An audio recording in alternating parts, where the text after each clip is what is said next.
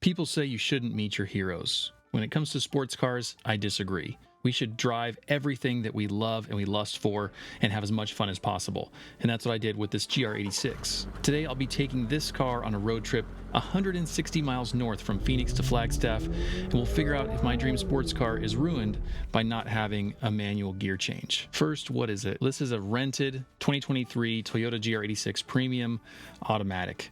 This thing was basically brand new when I first got it with only a couple thousand miles on the clock, and so it's a great test vehicle. The base model starts at $28,400, and this premium version with the automatic and the awesome red color is about $34,000. By the way, this red color is an extra $425. Is it worth it? I think so. On to the specs. For power and torque, this is the new 2.4 liter flat 4, making 228 horsepower at 7,000 RPM and 184 foot-pounds of torque at 3,700 RPM. That's a substantial jump over the previous generation of cars, and so those older model cars always kind of felt a little laggy, a little slow, and this car feels different. The transmission is a 6-speed electronically controlled transmission. That's what Toyota calls it, an ECT, with paddle shifters. Ooh. But if we get into the details of the final drive ratios, when we look on Toyota's website, we find out that it's not the same as the manual.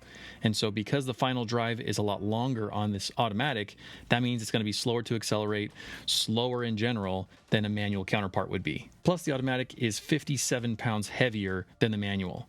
Overall, the curb weight of the manual car is 2,811, and the curb weight for the automatic car is 2,868. Now, both of those weights are really light compared to the average sports car nowadays. Even something that's a dedicated sports car like a Porsche 911 or something like that can get up into the 3,400 pound range pretty easily. And so this car is 400 pounds lighter than that. It's very, very light in the scheme of things. And because I'm a nerd and I love this stuff, and in every review, we've got to calculate certain things like the power to weight ratio. This car with the automatic weighed 2868, so that means it weighs 1.434 tons. If we do the math with the horsepower from this new engine, that means it makes 159 brake horsepower per ton. Definitely not bad, but it doesn't meet the minimum power to weight ratio to be what most of us accept as a fast car. That's 200 brake horsepower per ton. So it's not fast, but it should be pretty quick.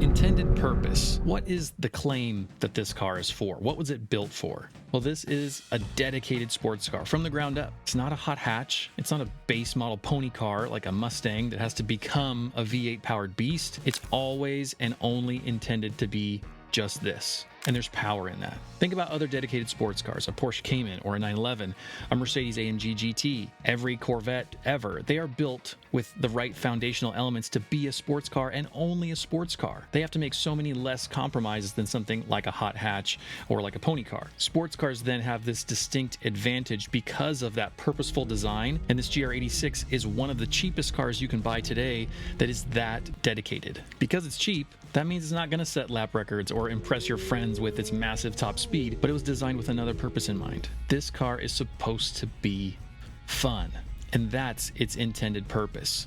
That's what it was built for, driving pleasure. And speaking of the fact that it's a dedicated sports car, that also affects the design, both inside and out. Part of the fun of something that is so focused like a sports car is that its design can be purely sporty. This car is surprisingly small on the outside. When I walked up to it, I'm kind of a bigger person, I'm 6'5", but it felt positively tiny. It also has curves that only really come with sports cars, and you won't confuse it for the base model commuter version like a hot hatch. This is the sports car, it's the sports car version. Part of the interesting thing about it being so compact too is that it just fits on the road better.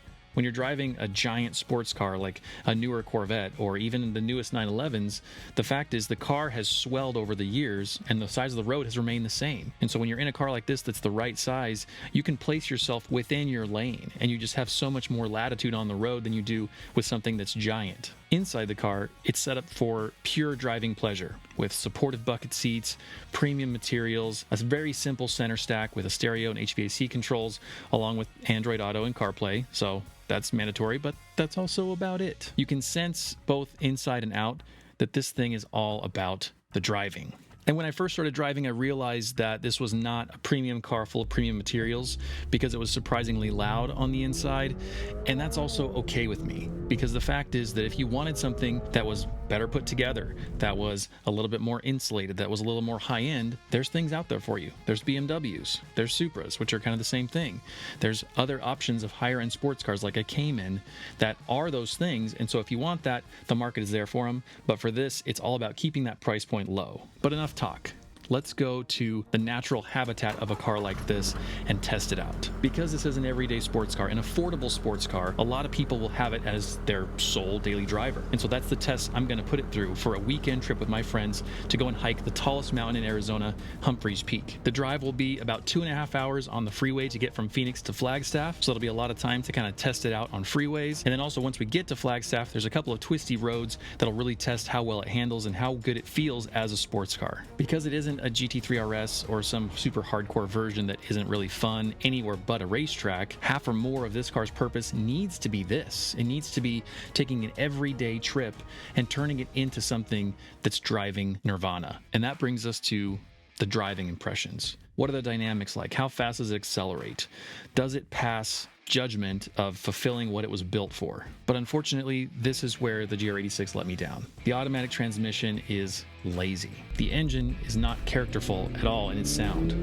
The fake engine noise that comes through the speakers is pretty monotone and annoying. The brakes are soft and squishy at the top of the pedal, and they just don't feel very good in normal driving. This car does not feel special. It doesn't feel like getting in and going to work at normal speeds is an event. And in my opinion, a sports car should feel like it's a sports car whether you're going 10 miles an hour or 100 miles an hour. The GR86 feels sluggish, noisy, a bit harsh on the freeway, and pretty forgettable, frankly. The most disappointing feeling for me was the steering.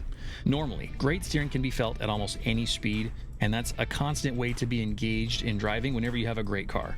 Even just a long highway drive like we did on our way up to Flagstaff can be exciting because the steering can communicate so much that you remain engaged the whole time. It's like you're jacked into the car. But the 86's steering on center is pretty dead, it's lazy, it's numb. And don't get me started on the automatic transmission. This is a traditional torque converter style. It's not like an awesome double clutch like a Porsche or an Audi or the new GT500 Mustang. So because it's that traditional style, that means it's slow, lazy, and mushy. It slides into gear like a hot dog slipping into a bun, not like a rifle's trigger being fired. When I go from gear to gear, I want it to be fast, immediate, maybe even a little violent. Bang, bang, bang. With this car, you can shift it either with the paddles on the steering wheel or with the shifter in a center console. And the paddles work decently, and they're properly sized, and they're placed in the right spot. But the center console shifter is hugely annoying. In any real performance car that has a sequential transmission or a performance application of any kind, here's how it should work. We should pull back on the stick to go up a gear. So 1, 2, 3, 4, 5, 6. We're pulling back, we're going up gears. Then when it comes time to downshift and go down in the gears, we should push forward. 5, 4, 3, 2, 1. And it makes sense. When you're accelerating and you're leaning back, you pull back and you're kind of getting pushed back in the seat. Then when you're pushing on the nose of the car while braking, you should also be pushing on the stick shift to downshift. But in normal commuter cars like a Toyota Camry, you often see this reversed. It's wrong. The really infuriating thing is that they made the same mistake here in the 86. This could have been a fun way to shift and pretend like you have a sequential in a rally car or a GT3 Cup car. Bah, bah, bah. But instead you have this oddball shifting action taken straight out of a rental car. And it's so lame. Speaking of lame, the shifts themselves are a deception. I think Toyota intentionally made a trick and built it into the GR86 to make you feel like the shifts are happening faster than they really are. In the dash, there's a gear indicator. And when you shift gears with either the paddles or the stick, the number changes immediately. So right whenever you pull on it, the number on the dash changes, but the gear shift happens a moment later. So the dash number really only shows you the intent that's about to happen, and it's got to be triggered by some switch on the shifters. But the automatic transmission itself is so lazy that it trails that number by this giant noticeable amount. And it's like Toyota and Subaru didn't want to actually show you the gear shift happening that slowly, and so instead they programmed the dash to deceive you. It's not cool. Just tell me the truth. Either make the number representative or make the transmission faster so it actually reflects the number, one or the other. But why an automatic? All this hubbub. Why am I complaining so much? Well, for one thing, some people like an automatic for traffic or relaxation or because of some kind of physical limitation, especially with their left leg. And I get that. But in this case, when I'm trying to assess the car's ultimate driving dynamics, the auto is going to be less engaging than the manual. So why drive an automatic one? For me, I couldn't find a manual one to rent. If you have a manual 2022 or newer 86 or BRZ, please fill out the Google form in the description so I can come drive your car and compare it to this one. I'll bet it's a lot different. But fortunately for all of us, there is a lot more to this car than just the transmission. After the long drive up the middle of Arizona and up to 7,000 feet of elevation, we arrived in beautiful Flagstaff. The air was cool and clear, and the GR86 was ready for something more exciting than another hour on the freeway. Thankfully, we had just the road to give it. On our way up to hike the tallest mountain in the state, you have to drive up this twisty, winding mountain road that in the past has been an absolute joy in a small sporty car. So, how does the 86 stack up? Well, it's absolutely fantastic. As soon as we entered the first tight corner, I knew this is where the car belonged. The steering immediately woke up and it came alive. The brakes suddenly felt responsive. The handling was tight and predictable, and the grip from the Michelin Sport tires was more than adequate. The 86 is at home being pushed, leaned on, and driven hard. Finally, this was the car I was expecting, the dedicated sports car it was built to be. Now, the measure of a proper sports car is that as you increase your speed, it feels better and better. You get more feedback, the controls get clearer, and as a result, the car encourages you to go even faster. That progression should continue without degradation of feel all the way up to the limit of the tires, to the limit of the grip that you have, and if it doesn't, it's not a true driver's car. It's just a sporty, fun vehicle. For the 86 today, granted I was on a public road and keeping it very safe and within the limits of the tires, but it felt like the car was just getting started. Like it wanted me to push and was only going to get better with speed. So, does it live up to the claim of being a proper sports car? Of being the most fun car you can have for under $50,000? Overall, I say yes. It's definitely a sports car and it's definitely fun. One thing we haven't answered yet though is, how fast is it? Let's test it with the Draggy to find out. Ready, set.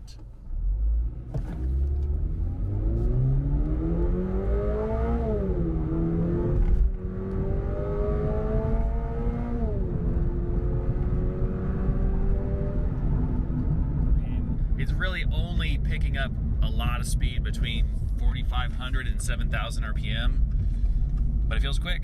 Not gonna lie, it feels quick. Okay, it's not fast, it's quick. If we can make that differentiation. I'd be happy with it though. Honestly, I don't think that the power level is something that needs to be changed drastically.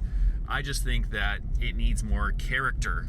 I wanna hear more true engine sounds. I wanna hear little nuances and mechanical things, and I wanna know that this is an interesting, fun sports car that's doing stuff. Okay, now I need to know what the Draggy results are. We did 0 to 60 in 7.42 seconds. That is okay. It's okay at best. And it did my own kind of custom test that I like to do in a new vehicle to test out how fast it really feels without having to do a full drag launch of 20 to 70 miles an hour in 7.45 seconds. But there's a caveat to this. Draggy says that the time is invalid because it had low satellites. Do we need to do it again?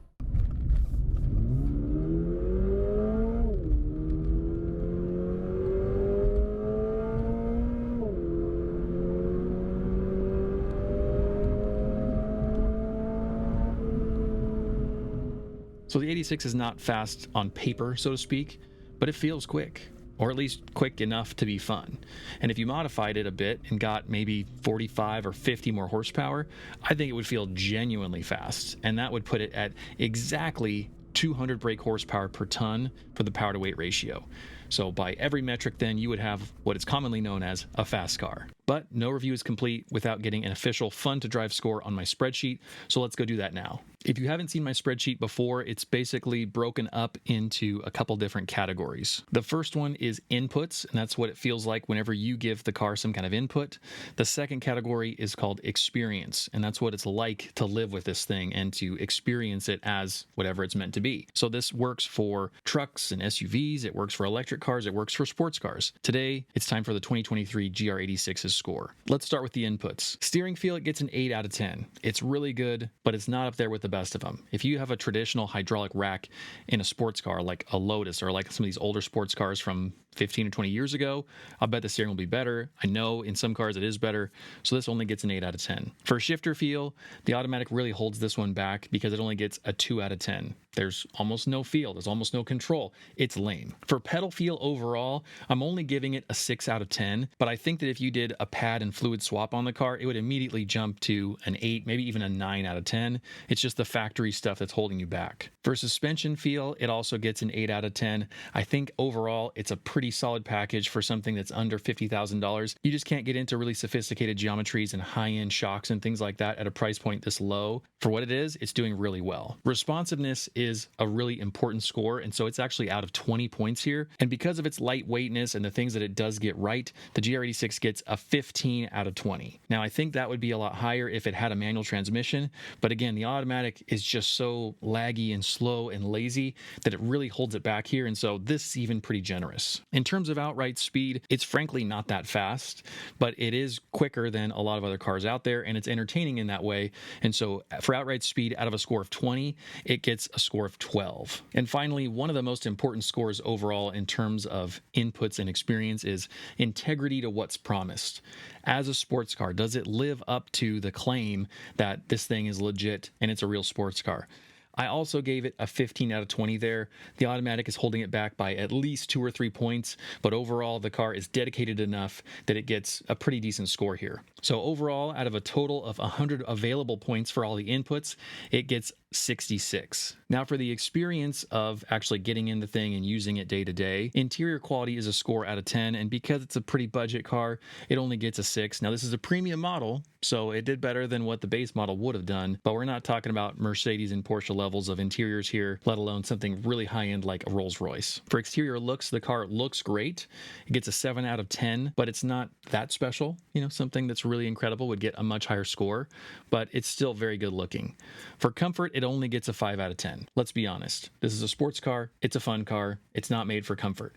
It's not terrible. It's better than my 2013 F-150, but it's not a luxurious experience. For tech, it also only gets a 5 out of 10 because it's pretty basic. We've got CarPlay, a backup camera, stability control, traction control. That's about it. Very basic. But in terms of what it's like to operate and drive, I kind of like that. It's just we've got to be objective to the numbers here and give it what the score is, which is a 5 out of 10. For shareability, and what this score really means is, can you share it with someone else? And do you want to share it with someone else? There are some cars out there that frankly are fun for one person to drive, but not for anyone else to be in. They're loud, the NVH is terrible, maybe the smells are bad because you've got like an open dump pipe. I mean, for you on your own, like on a racetrack, it might be fun, but if you can bring that experience of fun along with someone else, I think that's worthwhile. And so that's why shareability is even a category here. I think it's an 8 out of 10. It's really easy to throw somebody in the passenger seat, have them have a fun time, and go along with you on a road trip. And that's what I did with my buddy. We both had a great time. We're both over 6'5". We fit. It worked. Our luggage fit in the back. Very shareable. The last category in the experience section is value for money. And for most of us, let's be honest, this is the most important category. The fact that a Pagani or a Koenigsegg or something like that exists is wonderful, and it's what dreams are made of, but the reality is most of us won't be able to drive one, let alone afford to buy one. And so the fact that this car is actually attainable, that it gives you good value for money, means a lot to most of us, because most of us can probably afford one of these things, whether new or used, at some point. So I think that this is a really critical category to include in any score. And so it's actually out of 20 points, which is more than any other on the experience section of my assessment here. And so this car gets a 17 out of 20. This particular car is so new that it's still pretty expensive. I mean, a $34,000 sticker price, plus tax, title, license, and dock fees, plus what if there's a dealer markup or anything like that, could pretty easily make this a $40,000 car, which is more than I want to spend on a car. I don't know about you. So we would probably have to wait a few years for this to get into the used market and get down into the mid to low 20s before it gets like a really high value for money score. But for now, it's still pretty darn good value for money. For the experience section then, the 86 gets a total of 48 points out of a possible 70. So, drum roll please, let's add these up. In the top section, it got 66 points. In the bottom section, it got 48. So that's a total of 114 points out of 170. And if we do the percentage of that, it's a 67.1%. But that's not all, because there's one more kind of it factor, a bonus category, if you will, that I think is really important here. And that's the smiles per mile score. This is an extra available sort of 10 bonus percentage points that a car can get if it genuinely just gives you a lot of miles per mile. There's different reasons why a car might be able to give you miles per mile, but I think it's something that is worth factoring in because it's part of what it means to drive and it's part of what it means to have fun with a car. This car, in my opinion, is worth an extra 7.5 percentage points in miles per mile just because it's that sensation of driving a slow car fast that you can kind of not worry about and not take too perfect care of. You don't have to worry about the paint everywhere and what about my this and what about my that. It's a basic cheap car, and so you can just have fun with it and just drive it hard, and for me that's worth quite a bit. So if we add that score to the overall, we get almost 75. It gets a 74.6, which for an automatic, this car is doing pretty well.